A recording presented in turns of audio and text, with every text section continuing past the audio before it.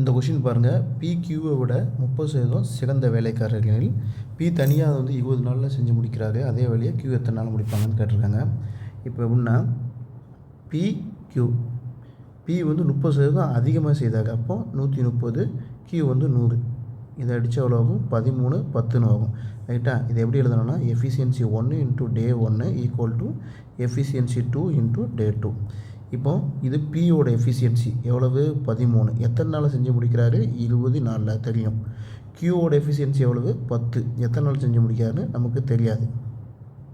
ரைட்டுங்களா? இப்போ இதை கேன்சல் பண்ணால் எவ்வளோ ஆகும்? 13 2 26. அப்போ எத்தனை நாளில் கியூ முடிப்பார்னா 26 நாளில் முடிப்பார். இதேமாதிரி ஷார்ட்கட் மேத்தமெட்டிக்ஸ் ஆர்ஆர்பிக்கு தமிழில் சொல்லிக் கொடுக்கும்.